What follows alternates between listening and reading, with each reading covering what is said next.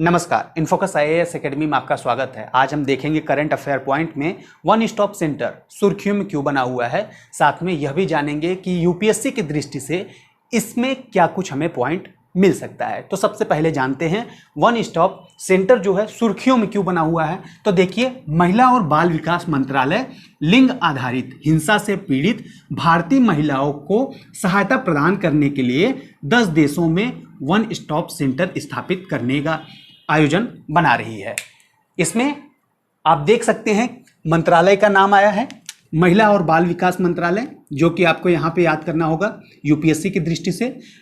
फिलहाल हम समझते हैं इसमें कि महिला और बाल विकास मंत्रालय ने लिंग आधारित हिंसा से पीड़ित भारतीय महिलाओं को सहायता देने के लिए 10 देशों में वन स्टॉप सेंटर स्थापित करने का निश्चय किया है। साथ में हम देखेंगे कि यह जो वन स्टॉप सेंटर 10 देशों में ओपन होंगे वह 10 देश कौन से हैं। तो देखिए, बहरीन है, कुवैत है, कतर है, ओमान है, संयुक्त अरब अमीरात है, साथ में हम देखते हैं सऊदी अरब के जिद्दा में, और फिर रियाद, और यही देखें कि ऑस्ट्रेलिया तथा कनाडा, फिर देखेंगे यहीं पे सिंगापुर में भी यह जो है वन स्टॉप सेंटर स्थापित किए जाएंगे। कहाँ कहाँ? बहरीन, कुवैत, कतर, ओमान, संयुक्त अरब अमीरात, सऊदी अरब के जिद्दा और रियाद, फिर देखेंगे ऑस्ट्रेलिया, कनाडा तथा सिंगापुर शामिल है इन 10 देशों में वन स्टॉप सेंटर जहाँ पे बनेगा। अब बात करते हैं कि देश में लगभग जो कि अभी मौजूद है कितना 700 OSD यानी वन स्टॉप सेंटर मौजूद है। इसके अलावा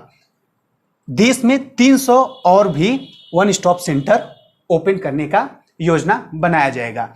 इसमें अब बात कर लेते हैं कि क्या आखिर ये है, क्या है वन स्टॉप सेंटर। तो देखिए, यह है क्या, तो यह केंद्र द्वारा आयोजित किया जाने वाला योजना है। यह महिलाओं के खिलाफ हिंसा की समस्या के समाधान के लिए बनाया जाता है। क्या है यह केंद्र द्वारा आयोजित किए जाने वाला एक योजना है। यह महिलाओं के खिलाफ जो हिंसा होता है समाज में, उसके खिलाफ समाधान के बनाने की बात करेगा। इसमें वन स्टॉप सेंटर में क्या करेगा, महिलाओं के खिलाफ जो हिंसा होगा उसके समाधान के लिए वन स्टॉप सेंटर का आयोजन या कहें निर्माण किया गया है। इसमें हम देखते हैं कि हमें दिखाई देता है कि क्यों बनाया गया है। आखिर अगर बात करें हम क्यों बनाया गया है, तो इसको बनाने का एकमात्र कारण है कि महिलाओं के जितना ज़्यादा से ज़्यादा हेल्प कर सकें हम कर सकें, यानी महिलाओं को हेल्प करने के लिए इसका आयोजन किया गया है। इस योजना का निर्माण किया गया है। देखिए क्यों बनाया गया है, तो हम देख लेते हैं कि हिंसा से प्रभावित महिलाओं का समर्थन करना, वो चाहे जहां भी हो, बाजार हो या फिर कार्यस्थल पर हो या फिर परिवार में ही क्यों ना हो रहा हो, महिलाओं पर हिंसा कहीं भी हो रहा हो, उन पे अत्याचार न हो या फिर उन पे अत्याचार हुआ हो, तो उनको हमेशा सपोर्ट करने के लिए वन स्टॉप सेंटर हमेशा आगे बढ़ा रहेगा। अब इसी में देखते हैं कि विशेष रूप से उन महिलाओं के लिए जो अपनी जाति, नस्ल, वर्ग, शिक्षा की स्थिति, उम्र, संस्कृति या वैवाहिक स्थिति के बावजूद यौन, शारीरिक, मनोवैज्ञानिक, भावनात्मक और आर्थिक शोषण का सामना करती है, उनके लिए भी यह वन स्टॉप सेंटर हमेशा तत्पर रहेगा, हमेशा उनके साथ उनके कदम से कदम चलेगा। अब इसे हम देखते हैं कि इसके फंड कौन करता है। तो देखिए, इसका फंड जो है निर्भया फंड के माध्यम से कराया जाता है। किसके माध्यम से? निर्भया फंड के माध्यम से। अब निर्भया फंड में कौन देता है, तो केंद्र सरकार, फिर राज्य सरकार, फिर देखते हैं कि वहीं पे केंद्र शासित प्रदेश भी जितने हैं हमारे देश के, वह सब मिलकर इसमें फंडिंग करते हैं। अब बात करते हैं निर्भया। अच्छा, इसके हम बात कर लें कि इसमें जो लेखा परीक्षक या ऑडिटिंग जो करते हैं वह कौन होते हैं, तो कैग होते हैं। भारत के जो कैग होते हैं या कहें भारत के नियंत्रण और महालेखा परीक्षक जो होते हैं, इसकी लेखा जोखा करते हैं। अब बात कर लेते हैं कि यह जो वन स्टॉप सेंटर है बनाया कब गया है, तो 1 अप्रैल 2015 को इसका आयोजन किया गया या इस योजना का निर्माण किया गया था। वन स्टॉप सेंटर का निर्माण 1 अप्रैल 2015 को किया गया था। अब देखते हैं निर्भया फंड क्या है। तो देखिए, निर्भया फंड जो है, निर्भया फ्रेमवर्क महिलाओं की सुरक्षा के लिए एक नॉन लैप्सेबल फंड प्रदान करता है। अब इसमें समझ लीजिए कि नॉन लैप्सेबल फंड क्या होता है। लैप्स का मतलब क्या होता है?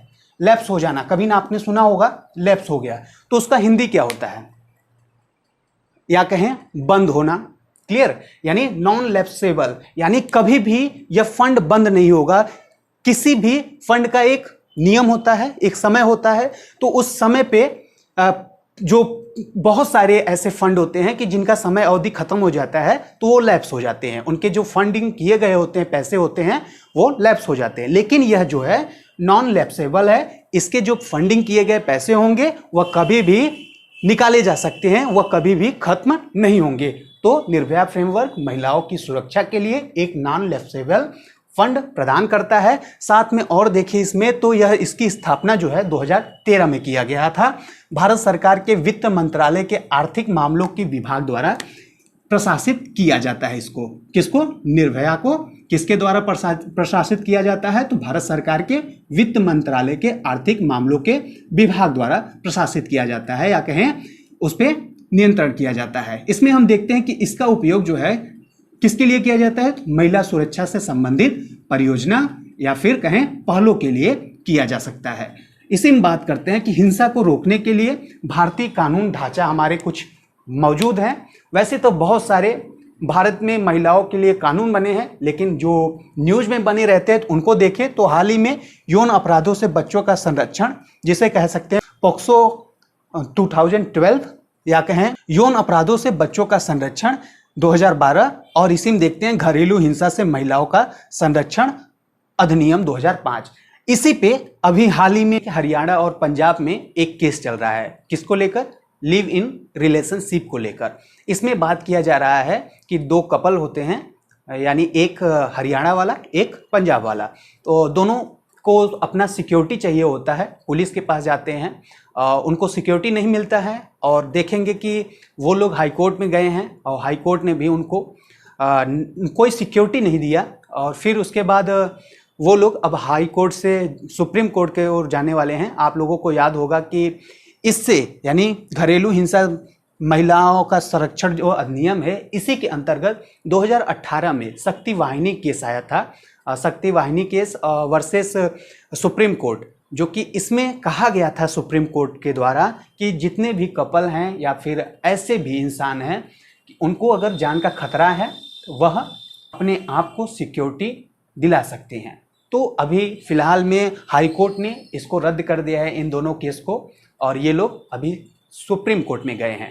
कैसा लगा यह वीडियो आप हमें कमेंट करके बता सकते हैं। मिलते हैं नेक्स्ट वीडियो में। ऐसे ही मज़ेदार वीडियो के लिए आप हमें सब्सक्राइब भी कर सकते हैं। धन्यवाद।